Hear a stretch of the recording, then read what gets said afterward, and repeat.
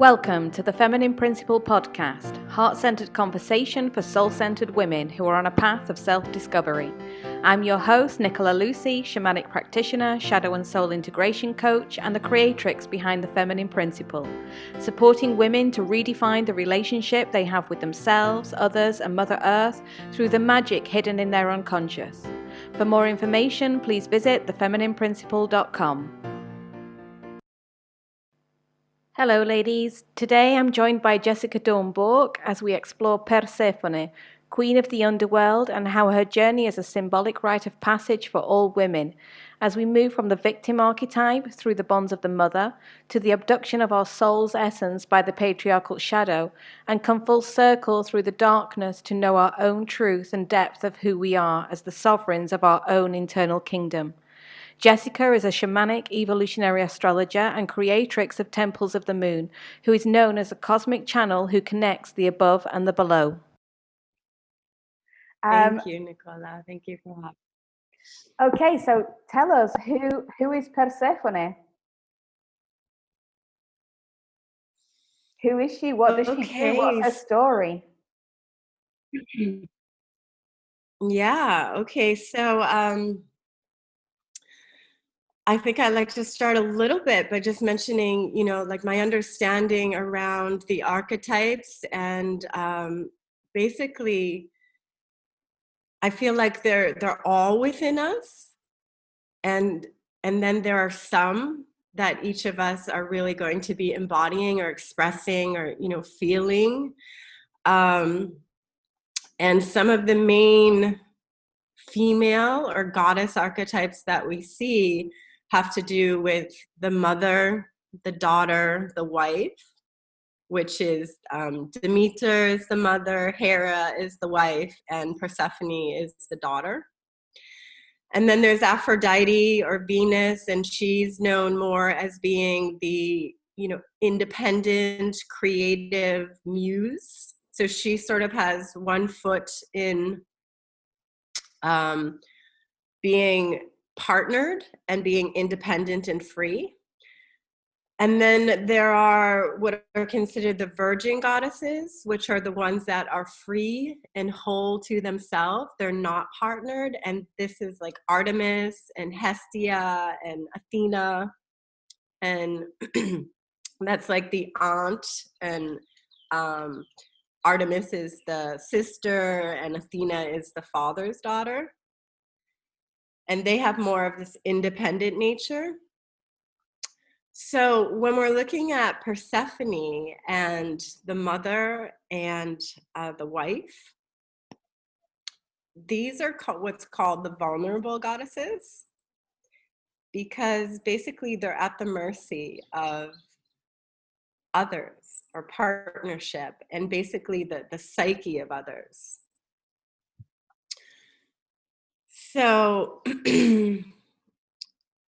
what makes Persephone most unique, and we see it a lot in women, because it really embodies or expresses this reality of humanity that we're experiencing around the patriarchy and the suppression or the repression of the feminine.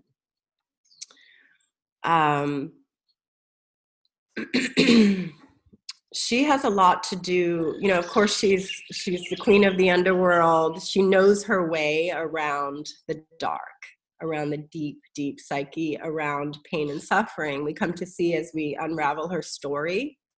And I think it'd be nice to just like go through her story, and the symbolism is so powerful, from like the pomegranate and the rape and the lie that she told her mother, and what all this means.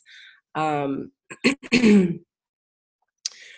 she is the one that we see so much in women that has to do with the deep suffering through trauma and pain. And she's the one that really shows us the journey through what we could call like the neuroses or the psychoses that we deal with. So she is the one that is going so deep, and there's that experience with many women of, these ideas of losing it or going off the deep end, or you can't handle it, or it's too much. And, many of us experience that. So the deep pain and suffering is what Persephone really has to do with, more so than any of. And so is that kind of, when you talk about the psychosis, is that kind of when we walk that very thin line between sanity and insanity? Yes. And that's what the underworld is the expression of, going into such deep darkness, going into the deep fears, going into basically insanity, where we can find the insanity of humanity, of our own psyche, of the ones around us, of the relationships we've had, of the experiences that have been done to us, or our family, or, just culture and history. It's all there. So this really plays into the victim archetype. Exactly. So Persephone has a lot to do with being the victim, and how difficult that can be to rise above. Obviously that's a very powerful archetype or energy that many, many people are living with. And that has to do with, being out of touch with one's own power.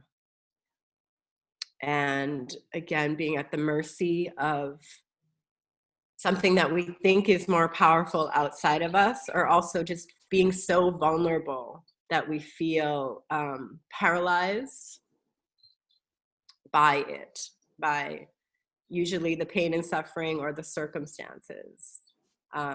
Persephone has a lot to do with the type of person or woman, or this quality in the psyche that is, it's passive. It's okay with giving themselves away.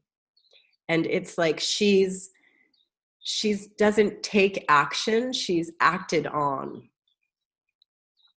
So it's not going to be entirely, right? We can still be in touch with our power and our creativity, because we have other aspects of ourselves that we're also activating and integrating. A woman can also be very strong in many other various types of archetypes, but when the Persephone one is strong and you can see it playing out, there is that tendency to sort of wait for something or someone to make life happen for them. The other symbolism of Persephone is what's called the core, Kore, which is the eternal child. So that really expresses a lot in that, in her too, because she's just so willing to stay innocent, to stay sort of governed by either her husband, her partner, or in a lot of cases, the mother. So the mother archetype is commonly like that energy of mother knows best. The wife archetype is full of expectation. Sort of the shadow of the wife is expectation. The shadow of the mother is mother knows best. And the shadow of the daughter is to just remain passive. And do what she's told. To not claim one's independence, one's own sovereignty. So as it's told, right, the myth of her is that, she's the young maiden. She's basically, she's ready to be initiated into being the woman. This is the age that she is. And as it goes, she's out in the fields with the flowers, just, frolicking about in all her innocence and beauty. And the earth opens up, and up comes Hades or Pluto and basically takes her and abducts her and takes her into the underworld and claims her as his wife and rapes her and basically this has to do with that,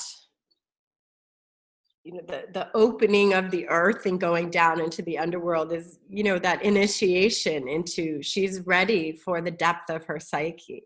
She's ready to move from the naivety and into the darkness, which is the source of her power and wisdom. Like, we have to realize that this is her destiny, right? As Persephone, like she already is a woman who is deeply receptive and deeply in touch with what it's like to be an alchemist within all that she can feel. She's a very psychic woman, very emotional. That's the other sort of neuroses that come with that, right? Opposed to like energy like Athena. Athena is this, she's the warrior, the father's daughter. She's typically like the strategist and about wisdom. She looks like the lawyer or the businesswoman, someone that bringing in that father masculine energy and that real powerful mind energy. She's like, Athena is not overwhelmed by emotion.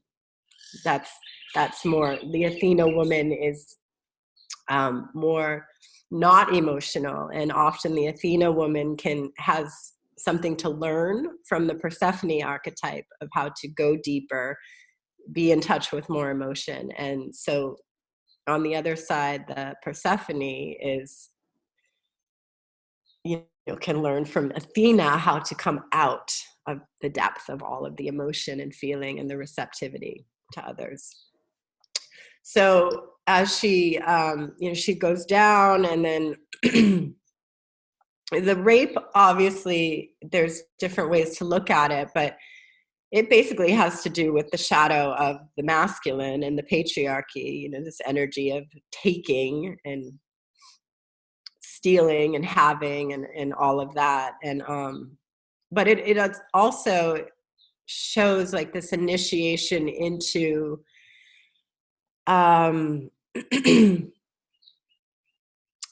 deep psyche and how she's going to evolve into her power through trauma. This is like the signature that came to her. And this is we see this in the other goddesses that have to do with the wife and the mother. They are the ones that go through the trauma. Birth itself can be a very traumatic experience, birthing a child, and how that can also be such a powerful initiation in our psyche to like the next level of wisdom and our own inner power or sovereignty. So we see that. And what I find really interesting about this story is when she gets to, she goes into the underworld. He has claimed her now, and she's told not to eat the pomegranate, because if she does, then she will be stuck with him. It will seal her fate. And she chooses to eat it. So we can see in that, like she's choosing it. She chose to be there. The pomegranate is the symbol of pleasure for one, or divinity, or the forbidden. It's often associated with forbidden. So, and sexuality. So there's that revealing there that she wants it. She knows that it's something that she needs. And when she returns to her mother, she's allowed, as the story goes, she's allowed to come back to the earth, because the mother went into deep suffering. And as the mother, Demeter is, provides all the sustenance of life for all of the earth, all of the gardens and the wheat and whatnot.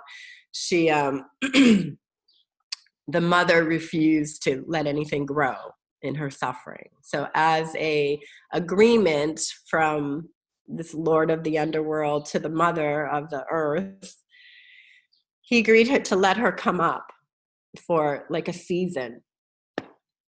So she lied to her mother when her mother asked her if she had ate of the pomegranate, and she lied and said no.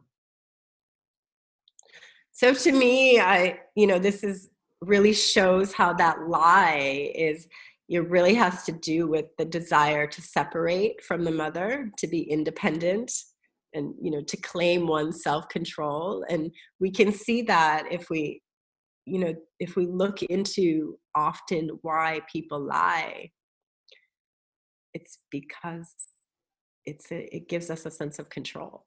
In a lot of cases, people who have, issues with lying, their lives can be quite out of control, or they've lost control through trauma and whatnot. And it's one way that to regain that. So, and that just. Sorry, can I just ask, the rite of passage, could this, Persephone, when she goes under, could this be kind of likened to when we reach menarche? So in our physical lives, because that's the moment when we separate from the mother and we're wanting to go and taste the forbidden fruit, but it's also that shadow side of the masculine coming into our sexual kind of energy and giving it away. As many women do at that age, because we don't have any sexual teachings and how to engage with our sexual power. Is that kind of something similar? Yeah, and I think also within that is that often women have really difficult cycles, right? They have difficult menses, right? Because there is so much that is not resolved or balanced within the psyche. So that also has to do with that, like that time going into the dark and getting a taste of feeling a bit crazy, feeling a bit out of center, because of such deep emotion or chaos. She is the goddess of chaos above all of them, right? She's just whirling, and this is why she becomes the queen of the underworld. She becomes the guide. So she is the one that that whole energy around being the guide, like one who is capable of moving through these dark realms successfully. And that's in a lot of us women, right? A lot of us are going through such deep,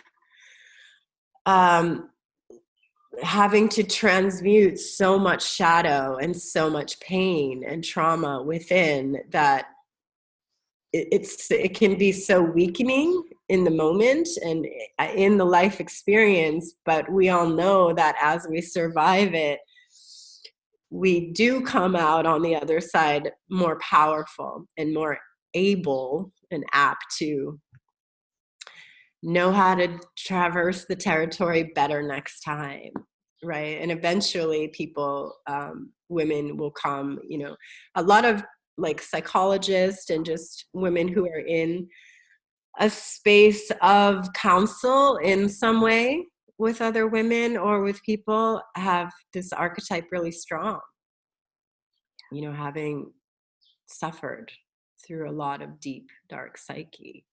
And it's been able to also to transfer us, to go through that chaos, to come out the other side, and how not to lose ourselves within that chaos, I should imagine. Mm-hmm. She's also about, she's ultra receptive. So that's her power and that's her weakness. So in the shadow of that, she's this quality within a woman that is very like malleable, especially with the man or the partner, to connect herself with men and become what they want. So it has to do also with being that younger, that core kind of archetype, and also because the mother energy has to do with, often this mother energy is keeping the child or molding the child and not allowing the child to be independent. So we also see that in this story. So when that's going on, or when that's part of like releasing that the mother, and it doesn't always have to be that the woman had a mother that they were so close to, or that tried to control them. It can actually be the other aspect of that, where the mother herself was tormented. A lot of times that's what we see, that the mother suffered so much in her own pain and trauma, and the child or the woman has now carried that. And that also is hard to break free of. So it always comes down to the bond. The Persephone archetype is about being so deeply bonded, so deeply like merged. It's codependency, of course. That's really the root of it. And just losing oneself to another. And so becoming invisible, losing the desire to be more than just what you are to him or to your partner. So in her power, she's a vessel that others come to basically realize themselves, or be reflected back to, or to, in sexual situations, or, real partnerships. Like often we see the man who has difficulty with their own emotions and is attracted to this ultra receptive, psychic, emotional kind of woman who's going to transmute and reflect all of the emotional energy. And it's like that's her role. That's what she's so good at. But of course, like when you're taking on that much emotion, and she just gets overwhelmed. And so that's where we really see the the need to reclaim herself, not give herself away, to take action in her life, to remedy the not being the forever child, to basically to grow up and be the woman. So the Persephone archetype can stay quite young and naive for a long time into their journey, as a woman. And so, even though, of course, we always see like different aspects, it can be a very successful woman who is in touch with her power, and yet there's just certain patterns that keep coming in. Constant victimization, because we see it a lot in very powerful women who are, women who are very empathic, very emotional, healers, light workers, these kind of women who are just so receptive and sensitive and doing so much personal work and transmuting all kinds of stuff for themselves in the world. And where this constant returning to the victim. And it's interesting to talk about, because you and I have been talking about it, where just recently we have dove into our own returning to the victim's place. So it's almost like, I don't know, it is something that we're doing here on this planet.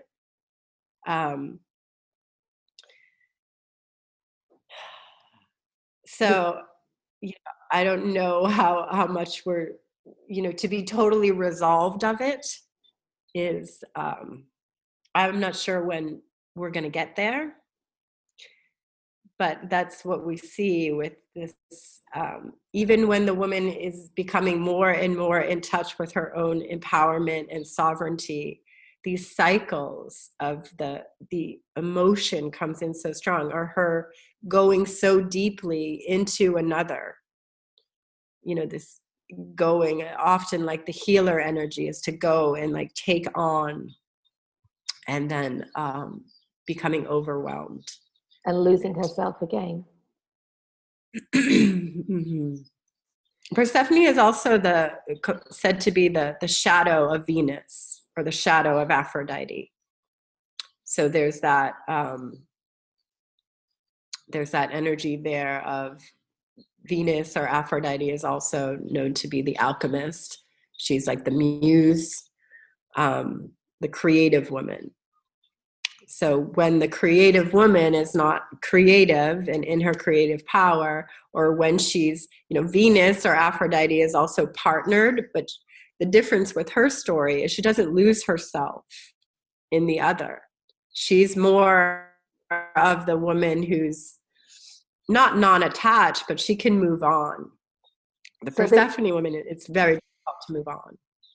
So this is kind of like where, Persephone is kind of like the codependent, then Venus or Aphrodite would be the one who's interrelated, that can be there, present in the relationship, but can also step away from it and be fully present in herself. Exactly. She hasn't lost herself. She doesn't lose herself in it. So, it's a different kind of person, and we can see it where some women are just, it's so deep within them to just go to the man, or to the child. It can come out like that too, where the Persephone woman just gives everything to her children, and at the sacrifice of her own work or her own healing or her own self-care, her dreams. It's a compulsion. I've actually had this very strong, where it's just, I'm so there for taking care of these little beings. There's so much in me that feels it so naturally to do this. And then I have to remember, like, to balance out the energy.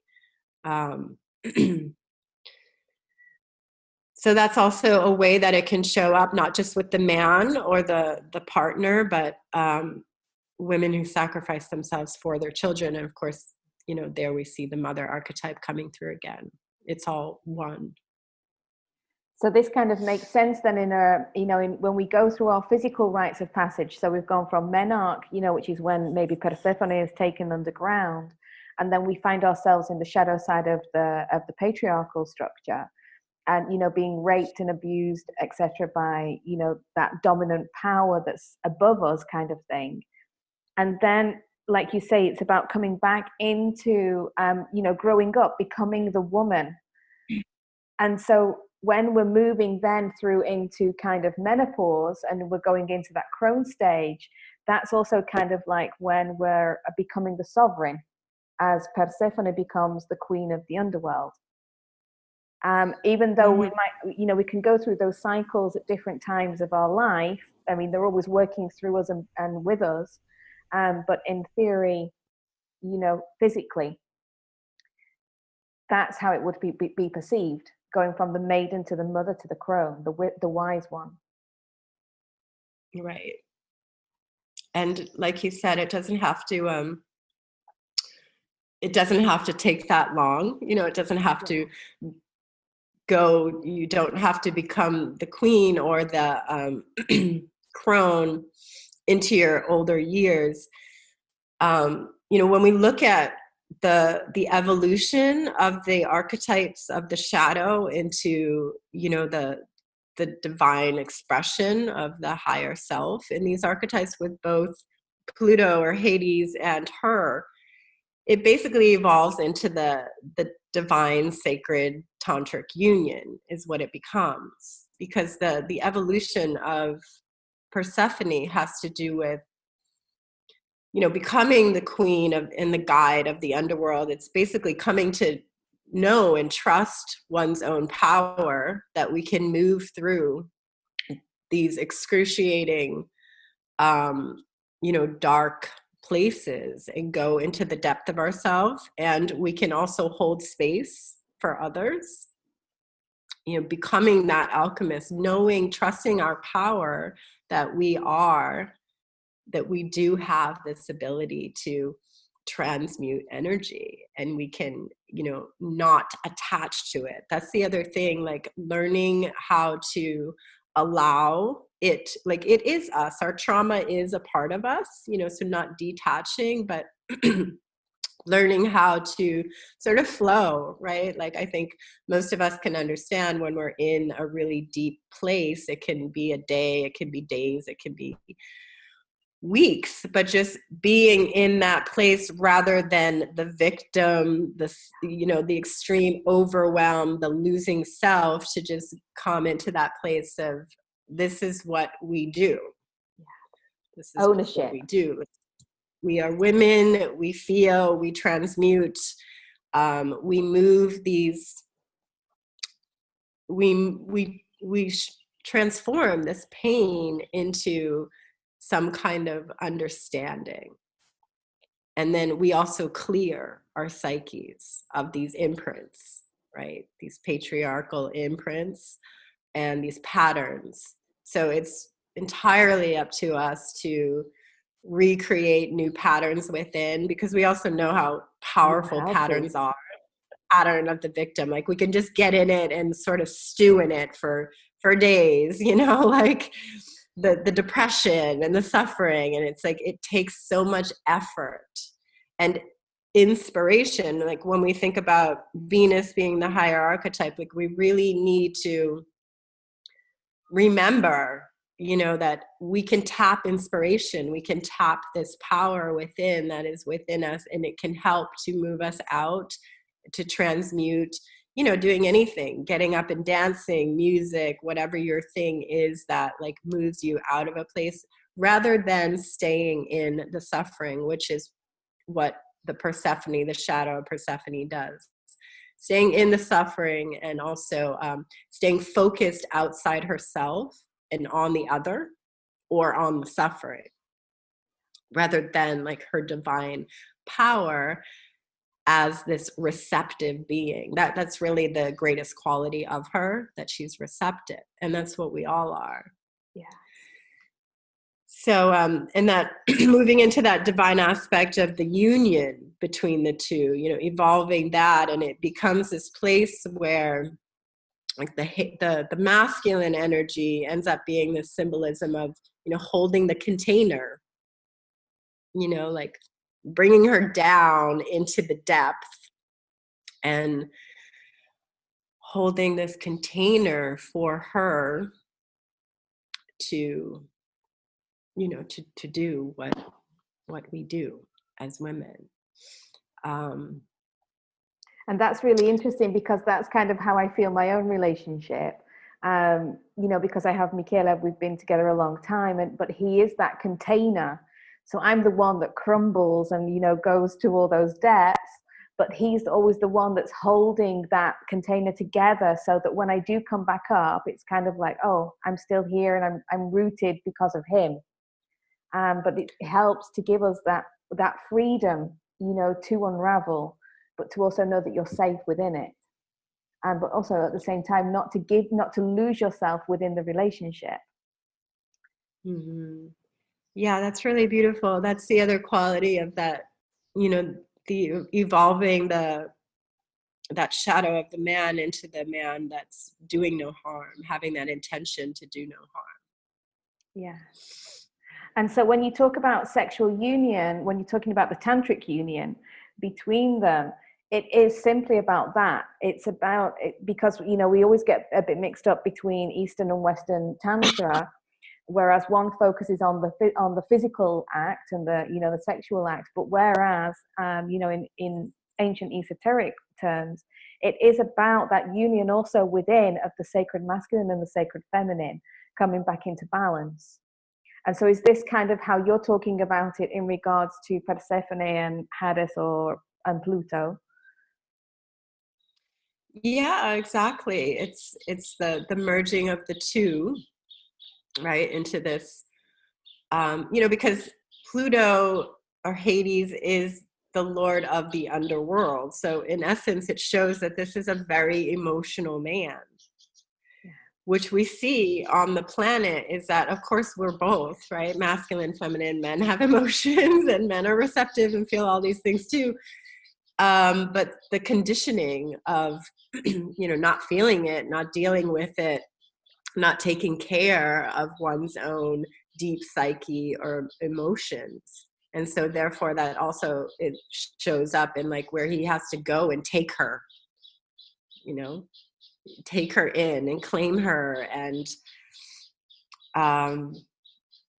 yeah, it's like that's it, what's happening in such a enormous way on the planet still, where men are just the division, of the masculine feminine. So yes, that is what I'm talking about. And so, yes, it's also on an individual level, but also on you can quite clearly see all acting out on a collective level as well. Because we're all identified with this victim in some way, shape, or form. We've all got trauma. We all come from that traumatized aspect of self. And then when we put it all together, we can really take a step back and see how it's all playing out, just in our relationships close to home, but also in the wider spectrum. And so it seems to be that right now it's all just seems to be coming to the surface, and we're all becoming more aware of it. Mm-hmm.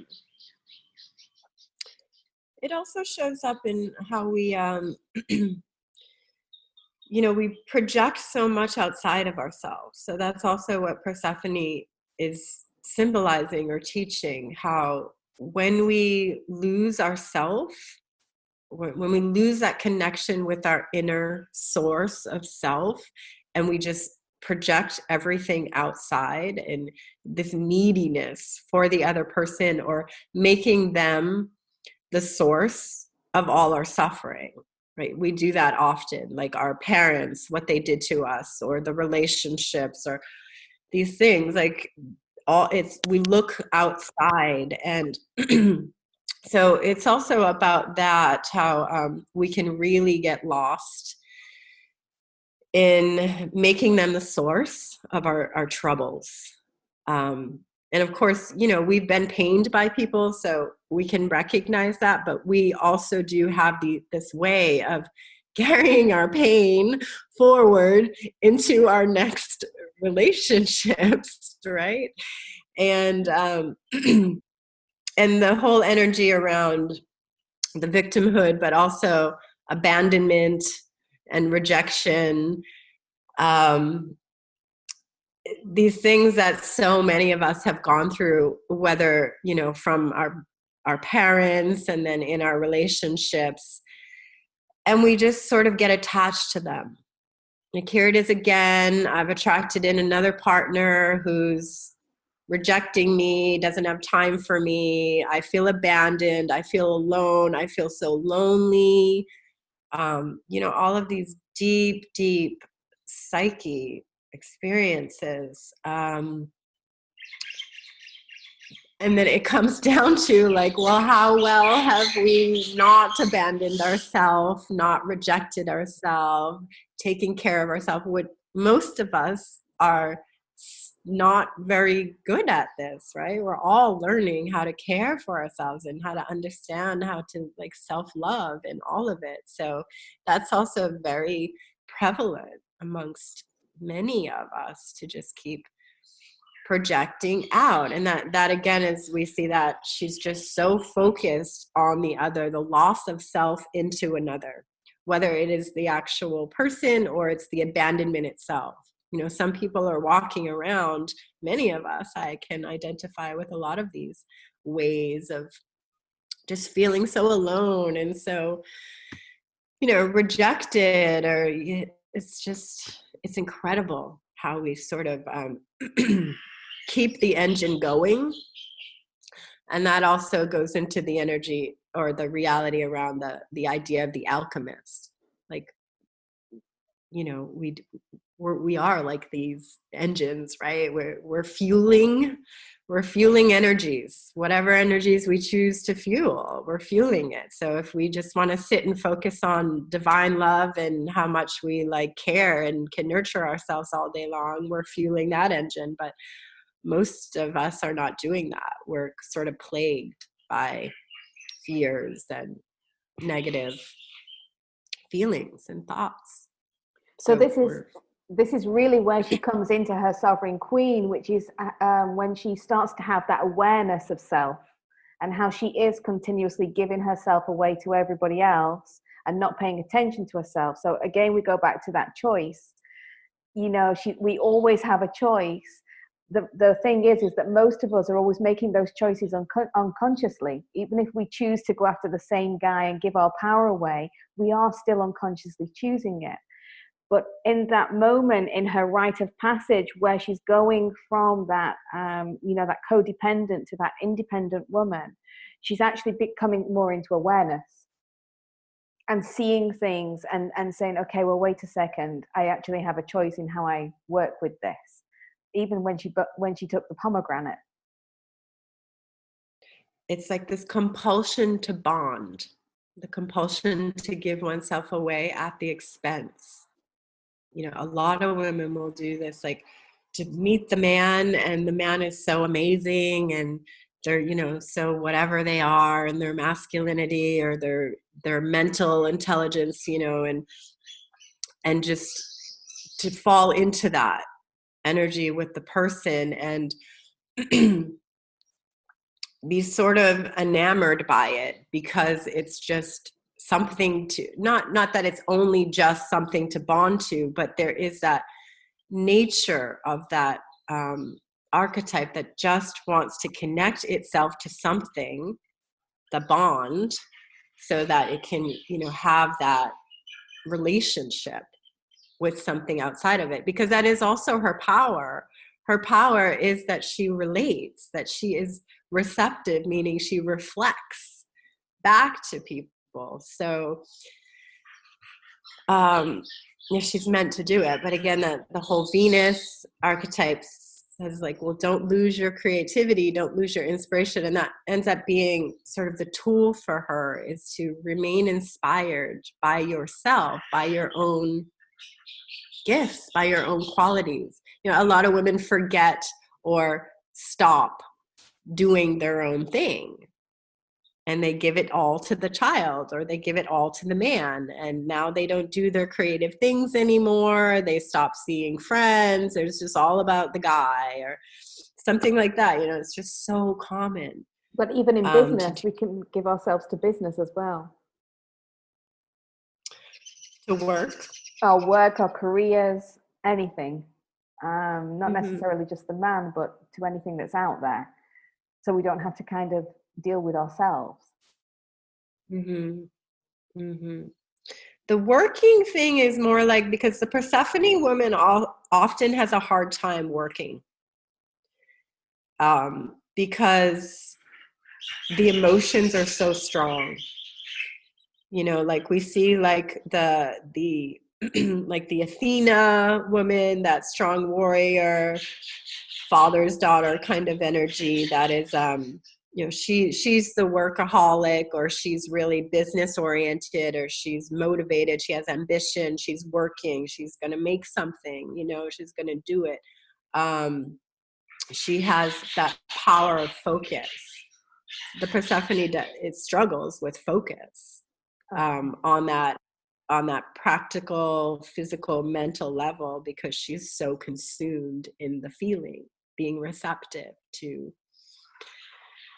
the needs. And a lot of time it is the suffering. And it's always in relation to other people, because as you say, she's the receptor, and she's always reflecting back. So that must become also quite tricky when, because we all reflect each other, but when we just reflect the shadows of other people, that could be quite chaotic for her. Because that's where she's being like in a space of, like we say, like losing it, like really just life becomes too much. And the root of all this is that when she's so focused on, she ends up being in so much suffering or dealing with so much trauma, because she's not focused on herself. That's the root of it all, because she's not focused on what inspires her, what her talents are, what her gifts are, what her service is. She's so distracted by focusing so much on the other, and it's always going to bring her pain, because no matter what, even if a partner is a great partner, she has a way of feeling she's lacking herself. So she'll always recreate a situation where she's feeling, rejected or abandoned, or they don't show up enough for her, or she's not getting enough, because it's never possible to get what you need to be giving to yourself from anything outside yourself. So until we stop trying to get it from work, like you were saying, I mean, there are some women, if we looked at it like that, who are trying to feed themselves through the work in a way that's not, self-nurturing, then we could see that Persephone energy coming through. Because I do, like, there are some examples that I've seen with women that they're so unfulfilled, right? They're very, very successful, and meanwhile they're depressed, and nobody knows that they're depressed. That would be that kind of Persephone energy that's looking outside the self in that way. Because also, yes, the woman, that's highly creative and highly successful, that's the creative energy. She's been able to do what she needs to do. Okay, there might be a lot of shadow side of the masculine coming in there as well. You can see all the different archetypes playing out, but giving herself totally to her career, because a lot of women now, we choose, some of us are choosing not to have children. We're choosing to go the other way. And so that creative energy needs to go somewhere. And so, but again, giving ourselves externally without first nurturing and giving to ourselves first. And this is why probably a lot of women become really burnt out. And like you say, depressed, even though they've got everything that they could dream of. It shows the lack of bonding. So, the Venus is the creative woman. She has the partner, or like the Athena woman, she's just so focused on being the warrior, the business, accomplishing in life. But without the bonding, the higher expression of the Persephone is the power of actually merging. So, not if we don't have a partner to do that, not everyone has a partner. So it comes down to, the bonding with self. So if we don't have a partner that we can learn how to live in a healthy, bonded situation with,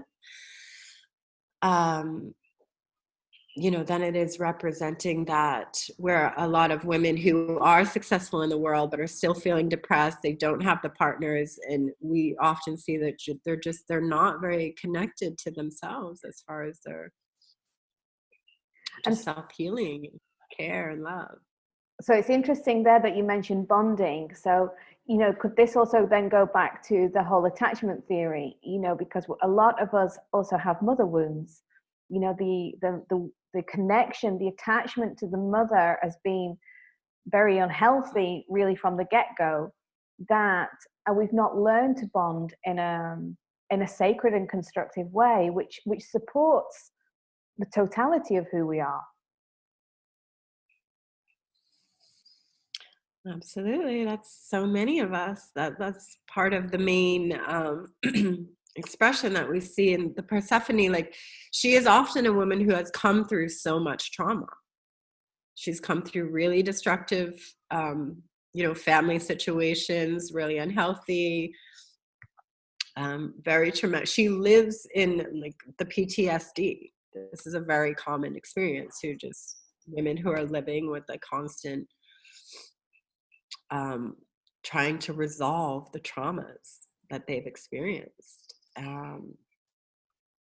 So yes, the ability to bond is so fractured, and it was never healthy. So that's also part of the evolution with Persephone, that eventually when we learn to trust ourselves, which is a quality of maturity, maturing out of the child into the, a woman, to trust ourselves that we can take care of ourselves. That's what it comes down to. We can take care of ourselves. We don't need a man to take care of us, or some success outside of ourselves. Like, we can take care of ourselves.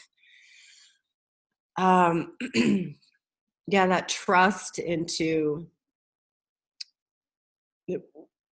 we don't have to be defined by the trauma. That's a lot of what victimization is. We become defined by being the victim, being the trauma. And, you know, when we can get to a place of enough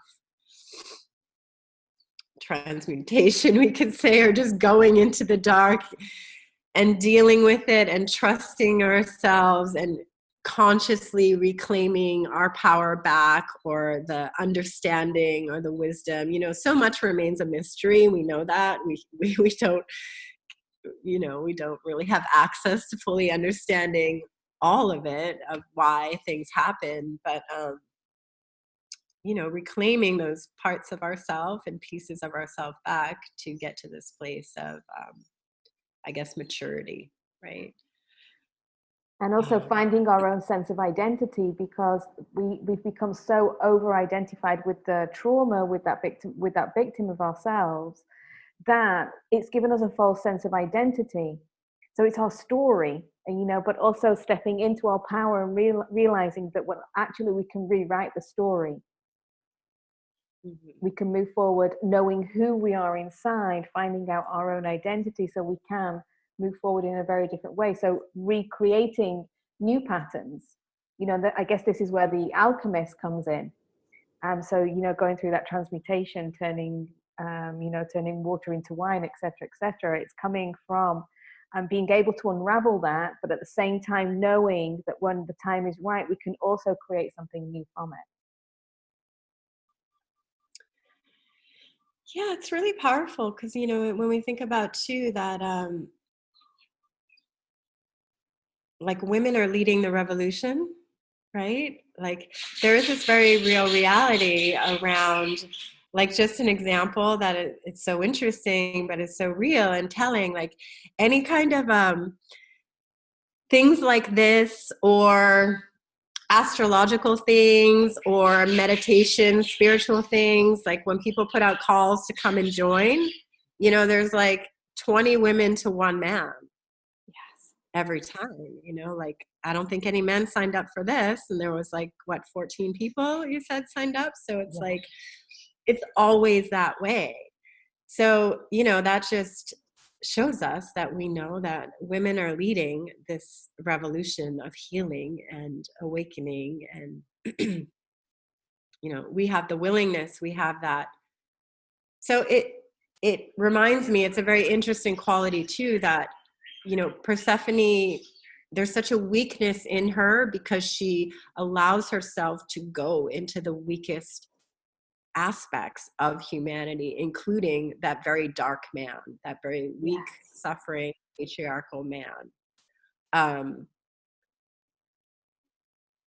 But, you know, obviously we are very powerful and we know this, right? So we see that in it too. And we see that in all of the feminine archetypes, right? And you really just have to think about the female body and what it actually goes through and what it does to realize how powerful we are. You know, even just going back to, you know, having our menses every month, you know, the fact that the body knows that it's not going to fertilize an egg and so it releases it every single month. I mean, that's just a miracle in itself. It's like, but the body knows what to do. So how can we not know our power? But it is this kind of suppression of the feminine that's come in, which is, you know, now it's all the kind of victim archetype, which is sitting on top of it all. But yes, we are powerful. The female body tells us that over and over again. And it's so, like the power of vulnerability, or the strength in vulnerability. This is what women are, right? We are so sensitive, and and then it's like that full circle energy of coming from such vulnerability and such weakness, in a sense, into power and strength. And so how can Persephone help us when it comes to astrology? Well, basically, you know, in this way that we were talking, I don't use her all that much in readings with people, because most people just aren't aware of that archetype as far as being associated with astrology, but I will look and see. So basically there's an asteroid that has been named Persephone. There's thousands of asteroids like Chiron, and there's many other ones. The most common one that most people know is Chiron, or there's other goddess ones like Hera and whatnot that a lot of astrologers are using, or Lilith. Lilith is a very well-known asteroid that astrologers are using. So I will just draw her up in the chart and see, the way astrology works is if, for instance, if Persephone or Lilith is placed in a powerful position in your chart, like it's with your sun or with your moon or these kind of things, then we can just see that it's strongly activated, and sort of break it apart a little bit more for the person. That's how we would use it. So that will kind of give us an idea of where maybe our victim archetype is really activated. Mm-hmm. Mm-hmm. Yeah, like I was telling you, when I started to come aware of this Persephone archetype, and then I looked in my chart, and then I saw how very strong it was placed. And then it just, starts to make a little bit more sense. And I actually have Persephone with my moon, which is interesting because the moon has to do with the mother. And I have a very intense and powerful relationship with my mother, and the whole lineage from my mother's side, my father's side of the mother is a lot of wounded mother energy going on. So that was interesting to see. It's like, yes, I'm feeling it, I'm living it, I'm witnessing it all around me, and it's right here. So yeah, that's one of the fascinating ways it can be seen in a birth chart. So in theory, what wisdom can we really learn from Persephone moving forward? So if we're all coming into this recognition that the victim is kind of activated, and the shadow side, and this chaos theory, and being in the chaos and being emotional, but always in that moment of giving ourselves away. Right now, during this period, we're in the middle of an eclipse season. So you must have felt it yourself, and the energies that you may see when you look at the sky. How is that kind of playing out now for us as women? Well, I think based on my own experience, what I've observed with the people all around me, we can see that this is an extremely challenging time. A lot of people are going through some of the deepest, darkest experiences of their life as far as what's like emerging from our psyches. So yeah, it's, I guess no coincidence that we're having this conversation now, because the eclipse it's very much about the Cancer Capricorn, which is the root of where we come from. It's the mother, father, it's the structure, it's the foundation that we've existed on as in humanity. So it is a time where the deepest emotional, that full moon eclipse that just happened was in Cancer. So emotional, the womb space, the mother, our lineage, like it's just all right there. So for many people, it's like the deepest patterns, the hardest, the darkest patterns have really been surfacing, and it's been extremely overwhelming. And of course, we know that it's coming up because we need to deal with it. That's also part of these times right now that obviously we see like we're at a breaking point in reality and on this earth. Like we have to make such important and strong choices. Otherwise, what's going to become of us and the earth? So I think this is definitely a time astrologically that we're being confronted. And it's very much about on the emotional level. Yes, it's all there. It's all coming to the surface and we're all having to feel it.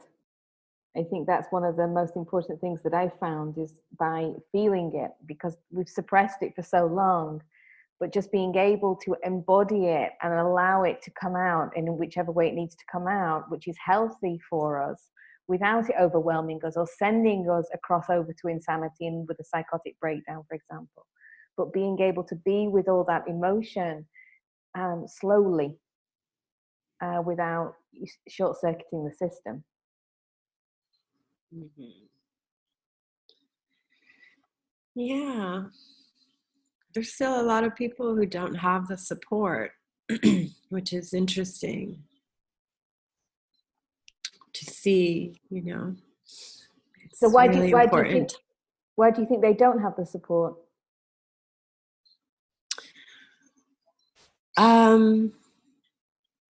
Well, I think it's just still, it's one of the main patterns that is coming up to be realized and really faced, that we have not supported ourselves. We have not known how to support ourselves or each other. You know, I'm really seeing it a lot around me, how separated and alone we are. You know, a lot of people are craving community, but mostly what I see all around me is really amazing people who have so much to give and so much to share, very much on their own, struggling to get through things because because it's difficult to come together for some reason. It takes a lot to get through, like, I don't know, I want to say the matrix of what, you know, we have to deal with in the day-to-day, the responsibilities and the amount of requirements financially and all of it. So that's interesting too, the degree of separation from self and each other, and this like returning back to ourself and each other. And finding that connection within. Mm-hmm. You know, fractured relationship, fractured families, like that has definitely been surfacing for quite a while, you know, 30, 40 more years or so since divorce really started coming in 40, 50 years ago. And we just see the separation. And now that's also what this time so much has to do with, is seeing just how we're relating, basically. It all comes down to how we're relating to ourselves and our connection with life and with the earth planet that we live on, and then each other. So that is what's pretty much broken, that we're all trying to figure out. And so, yes, redefining the relationship with ourselves, relating with ourselves first, and so that then we can relate to others in a much more wholehearted way. Mm-hmm. I mean, I have hope. I do. I am hopeful for us and humanity, and just knowing that, you know, we do have this powerful source within of these, you know, this quality of heart and this capacity to love and expand love, you know, miles out and reach other people and really create powerful healing. Like that is happening. We know that lots, you know, many people are joining together, joining forces to create like these webs of light and sort of shift the balance that's going on the planet. So I do believe in that source of love that we are and have within, and it's just really a matter of time. But we can see that we're in like a crisis point. We've been building to this crisis point, and you know, astrologically, many people are aware around like the 2012 shift, that there was a shift in consciousness and in awareness, where we started to really become more aware of ourselves and what's going on. And so there is this like building energy towards greater alignment and awareness with knowing our potential that is, streaming in and supporting us, and more, it's that whole idea of the 100 monkey concept. The more and more we all realize our capacity of love and to love, that we're shifting the earth and humanity from what it's been for so long. It's been thousands of years of a patterns playing out. So we do have a lot of sort of correcting to do. And so that's quite interesting, though, looking at it as on a collective level, and how we're at that crisis point, and also that we are in total chaos. And so this also plays out with the Persephone archetype again, where we have to enter into that chaos, because it's out of the chaos comes the calm. It's the other side of the storm, isn't it? So collectively, we are all going through it. We see it outside of ourselves all the time. But then what we see outside of ourselves is also just a reflection of what's going on inside. So it's really interesting seeing how Persephone really does play out as the reflector all the time, on an individual level and also within the collective. Mm-hmm. Well, she's the processor, right, of emotion. She's the IBM. She's got the weight of all of the pain and trauma and suffering of humanity on her, that she's also receptive to and feeling. But she understands, it's that understanding that we have to process, not avoid what we're feeling, or what has happened, or what's going on. It's that repression of ourselves or the energies that lead to these,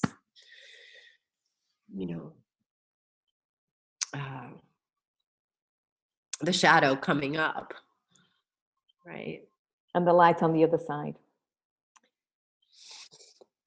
Okay, so I'm going to ask, would anybody like to ask any questions?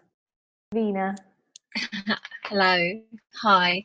Well, I really identified with Persephone, and you mentioned that like Venus and Aphrodite are kind of like her on the other side of the coin.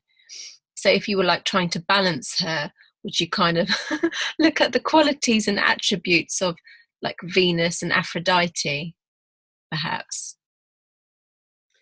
Yeah, yes. And, everything we spoke about with Persephone, like still being that very receptive, in touch with emotion being. But the Venus, she is the one who, she's not going to die if the partnership ends. Persephone is going to go into deep suffering over the thought of the person not being connected to her. But the thing with Venus is she had multiple lovers, like at one time. So that was like that's showing that she's not attached to them. Her story goes that she's ultimately present with them. Like she becomes the muse. Like she's so present as the lover, which is that expression of just being in the love and being in the beauty and being in the pleasure and being in the joy. So she's present. The thing with Persephone is Persephone can be deeply in love with her lover and not even be present because she's afraid of losing the lover. And she's bringing in all of these sort of issues. Like, I feel abandoned, or you didn't do this, or, I'm scared here of this that I want. And so, but with Venus, she's, she's not afraid. She's just like, come over, we're going to have a great night. I love you like you're the only one.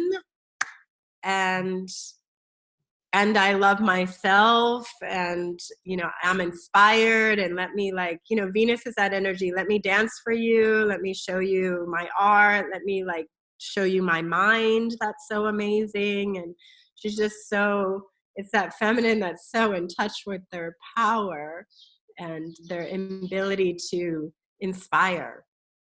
That's the strongest That's one of the strongest archetypes of the feminine, right? That we inspire. Like we're made in this image that is beautiful, right? In this way, like this attraction principle that we have to attract in. Yeah, she really teaches to be in the creative power and to be in love. So love is the opposite of fear. Persephone tends to be in fear. And so those two, they can come back into balance, because when we over-identify with one, it tends to mean that the other one is simply in the dark unless it's hidden in the shadow. So those are two archetypes that we can learn how to work with to bring them back into balance in our everyday life and into our relationships. Mm-hmm. Yeah, that's what it's about, right? Because as Persephone is the shadow of Venus, like they are one. So Venus is also, she is bonded. You know, she does want partnership. She's there when she's there. She's just not, Venus is just, she's not the one that's dealing with the fears and the pain and suffering. She's dealing with all the love and the light and the joy and the pleasure, which is all. But it is her, right? They're not separate. It's just that the quality that we're calling Venus or Aphrodite is the one that she's just so centered. And it's not that she doesn't go. Actually, astrologically, Venus goes retrograde for 40 days every year.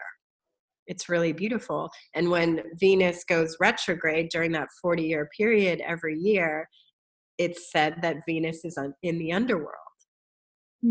So that cycle also shows us, you know, that there is a time, you know, Venus is not only, there's the shadow of Venus, right, the Persephone, where she, you know, the necessity to go and to be, like, that's also what that teaches, that Venus has a shadow, which is Persephone, right? So it's necessary for, it's just part of our reality. There is pain and suffering. This is what's going on this planet. And we have all these deep emotions. We have all this trauma that needs to be transmuted, that needs to be looked at. There needs to be the courage to walk through it, right? That's what Persephone does. She has the courage to walk through the underworld, to be the guide.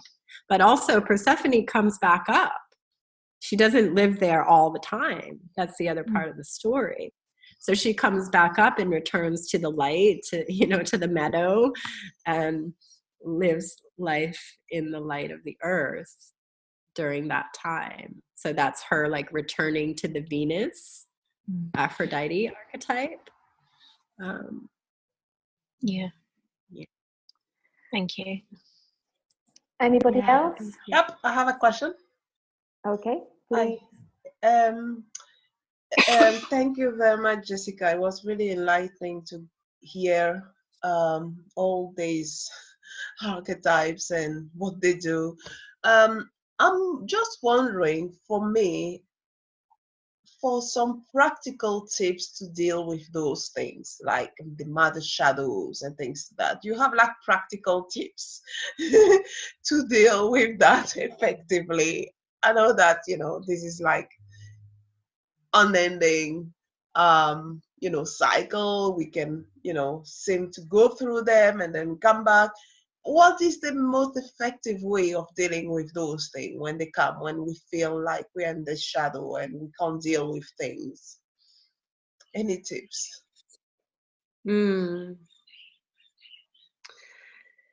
Yeah. I'm almost wanting to pass this one over to you, Nicola. You've got the bag of tricks there, process through all this. I mean, I have lived, you know, long now with this dealing with the mother wound very strong, and the father wound, and all of this that is Persephone. It's, So how it's do you really deal with about, it? well, I think I have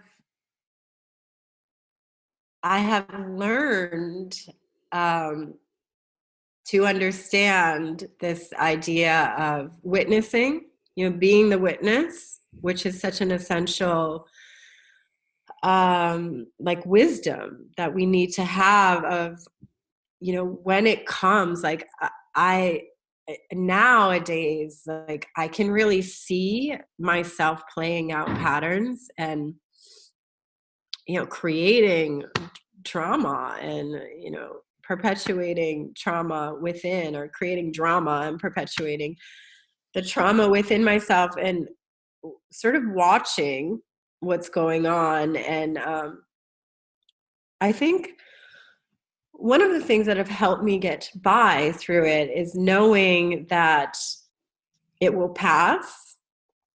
I think astrology has been one of the strongest tools for me in that respect too, that we are working with cycles in such a powerful way, and emotions are very much like that too. We know that, we can get hit with a wave in the morning, and all of a sudden something can shift us, and then we're just like over it or resolved from it. And again, I know that often it can take days to get through something deep and heavy that seems to be just like all consuming and we can't get out. But trusting in this process that I think there's like a cycle, if we were to break it down, which is an interesting exercise if we were to do, but like coming into this, like when it rises up into consciousness, whatever it is, this trauma or this suffering or something that begins to take over our psyche, and then, knowing that there's like this dark phase of unconscious that's going to play out before we come into consciousness, before we sort of understand anything. It can just be like we're in it and we're experiencing it. And even if we are in a witness place of realizing, often I know that this is so from my childhood. This is like such old energy that I'm just feeling it again. Or also a lot of people feel like a collective energy. Of course, there's a collective wound in humanity, especially when we talk about the feminine, the wounds of rejection and being used, and these kind of things that women have been dealing with for so long, that we can feel it, and we can feel it so intensely. And sometimes I feel like, okay, I know this is personal, but the way that I'm feeling this energy is so big that I know this is a collective energy, and there are so many other women out there feeling this too, probably obviously in this very moment, and we're all sort of feeling and feeding, like I said, this sort of engine. Sometimes I think it's like we're feeding this monster, and it's just like there. So, trusting in that we're going to get to the other side of it, and inevitably wisdom comes through, or greater understanding. Like we come out, I find with myself, I come out on the other side, and it's like I just let go of something, like another layer. I had, yet again another practice at how to deal with something so deep and understand it. And I think what happens too is we do actually clear an aspect of our psyche, and maybe something will come back again that is on that same energy, but it's just like another layer. And on like a more practical level, I work with a lot. I definitely reach out and get support. Like recently I had a session with Nicola, like very much needed it. Like I need somebody to like hold space and help things come through, because it's taking too long. I'm just sitting in all of this. I'm not getting clarity, and I need to have someone help me move something through here. I work with flower essence a lot. Also, I found them to be really supportive. There's different flower essence companies in the world. There's this one woman from Maine or New Hampshire that I get things from, and she makes different flower essences to do with trauma and self-worth and creative inspiration, and I just sort of drop them in my water. And I've had times where I'm feeling really intense, and I'll start using them and feel some shifts come in pretty strongly. So that's something that I go to. But maybe Nicola has some more valuable, practical Well, I think you kind of said it all. But yes, being present with it all, because how are we going to learn if we can't sit with it? So we stay in this reactive mode over and over and over again, and we keep reacting to the same external stimuli, being triggered by the same people or different people with the same energy. And so the more that we learn how to work with that external stimuli, so we don't get triggered in the sense that we don't keep reacting to it, we just sit with it and we learn from it, because only by learning from it can we then understand what exactly it is that we are moving through and what we're healing and integrating at the same time. So, I think also support is really important. I've done the journey like many others on my own, but I have turned to people when I've known that I've needed somebody else to just shift me out of that moment because I can't get to it on my own. And I think this has been a really valuable lesson for me personally, because by reaching out, I've learned the hard way, because I've reached out to people and I've ended up with all their shadow stuff. So I've had to learn much more about my own journey. But I've also worked with practitioners. So for example, if I have the opportunity, then I'll work with an acupuncturist. I absolutely love homeopathy. I love the medicine of the homeopathy, so I'll work with homeopathy. But then also astrology.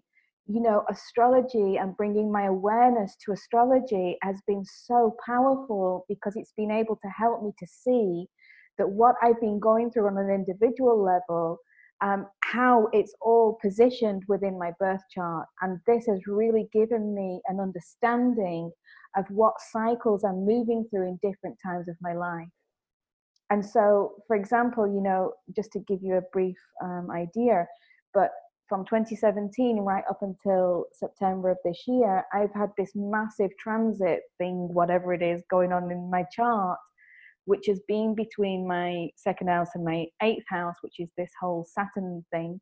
But anyway, not to go into too much detail, but this has been a real major transition for me in coming out of the wounded kind of masculine and my responsibility towards the masculine and being financially independent according to my own value.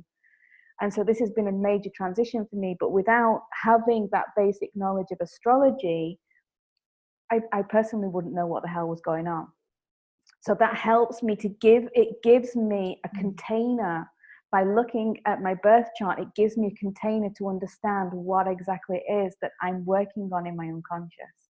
So what is coming to the surface, those relationships, whether it's with the mother or with the father, or, my own inner masculine, my own feminine, or whether it's with my partner, or, community, even my business. It helps me to give me that filter. So we all have tools, and I think that's really important, is to have tools that we can work with, tools which resonate with us. So for example, I might not work with flower essences, but I will work with homeopathy. And I think that's also about taking back our power, is because everybody is different. So understanding also what tools work for us is also part of reconnecting with our own power and saying, well, actually this really works for me, so I'll continue down that, rather than keep giving our power away to other people all the time, expecting other people to fix us, but finding our way to work in partnership with tools and a support system. So I hope that kind of answers your question. Can I share one more thing? Yes, please do. Because you just reminded me, of course, of the astrology. That's definitely, obviously, something that I very much work with. But one of the easiest things to work with, which is so profound, is the moon cycle. And of course, we know that women are already naturally connected to it, but just briefly, what it's so amazing about it, and it definitely is a source for me. I think it's just so normal at this point that I didn't even think to mention it. But yeah, it's like the moon from the new moon, it's like every week we basically journey into a next phase. And I always know that, for instance, we just came out of that full moon, and of course it was an eclipse, so more intense stuff came up. But it's like when there's a new moon happening and we're in this dark moon, new moon, and when you're aware of that, you can sort of tune into if a lot is coming up for you. Like, I'm in this dark phase, and I know that when the moon gets to the quarter moon, quarter moons are usually a time of where there's some sort of decision. There's some sort of something that might come up to shift gears a bit. And then the full moon, usually something comes clear, something's going to happen. Almost literally, because I've been tuned into it for so long now, that when that full moon comes and the next day comes, it's like, ooh, different energy. Like, it happened again on this full moon. It was like the eclipse. Everything was building so massively for 2 weeks. I felt like I was going to, because I didn't know how I was going to handle any more. And then the day after the new full moon, it was like, I feel better. I really feel better. And the past few days, we've been out of that full moon for 3-4 days now. It's like, it's getting a bit easier. And then we're coming up to a quarter moon soon, in a few days. And so there might be another, like, okay, make an adjustment here, something more might come up, or another shift. And then the next week after that is going to be like a real letting go cycle, releasing. And then a new sort of shift will come in at the new moon. So keeping all that in mind too helps me know that there will be a shift. It is coming, and it's coming within sort of days. Or if the full moon, like if I'm on a new moon and it's getting really intense, I'm like, the full moon in a couple weeks is going to bring something that's going to shift all this in some way. So that gives a lot of support to know that. And I think, yes, but it's very, that also gives us that container in which to work. So when we think about ourselves as human beings, we are not just simply human beings in a body. We're connected in so many different ways. And so having the moon cycle to kind of work with it and move through. So I don't work with it on the sense of the astrology behind it, but I work with the cycles of the moon. But then also remembering that we are a body. So when we are going through those cycles, that also we have everything that we need inside of ourselves to also work through whatever stuff is coming up. Like, for instance, darkness, we only have to close our eyes and consciously work with our breath to keep us centered and to really help us to move through whatever it is that's coming to the surface without suppressing it. And these are tools which we're born with, but we just have to remember to bring our awareness to them. So darkness and the breath, and working through those cycles with these tools, so you're bringing more and more awareness into it. And yes, it's very profound when you start putting it all together, because it is the above and the below. And here we are as the axis mundi, we're the tree, we're grounded, we're here on this planet, and we're connected to everything. But the key is that as the tree blows in a storm, it's the branches that goes crazy, but the trunk of the tree remains rooted. And I really like to look at this concept, as nature within nature, that if we are able to stand rooted in while all that chaos is going on, then we actually gain much more wisdom from it at the end. And then we go through the cycles and the seasons and the changes of the moon. Really powerful. So any other questions, ladies? No? Okay, well, it's been an absolute pleasure to kind of get together with you all. Thank you so much, Jessica, for joining us all the way from Hawaii. in the middle of your monsoon storms. And in fact, this has been one of my major triggers. You know, we're 11 hours difference, so having to work my time zones with different time zones has really been a major trigger, but a beautiful experience, kicking me out of my comfort zone. So thank you so much. And if you do want to, you know, find out about your birth chart and you want to know more about astrology, then Jessica also offers a beautiful soul map, and she'll do your reading for you. So she's over at templesofthemoon.com if you would like to know more. And now that you understand how the beautiful Jessica works in regards to the feminine, and you've got all this stuff coming up, then this is your girl. And just finally, on another note, that okay, we are both a bit lastminute.com, but next week, and we go into a new lunar cycle. A week on Friday, we start a new lunar cycle. So the two of us, we're going to be hosting a 4-week online journey. So basically, it's called Psyche: Reclaiming the Medicine of the Feminine and Our Rites of Passage Through the Cycles of the Moon. So together we're going to be hosting this workshop. It's going to be over 1 lunar cycle.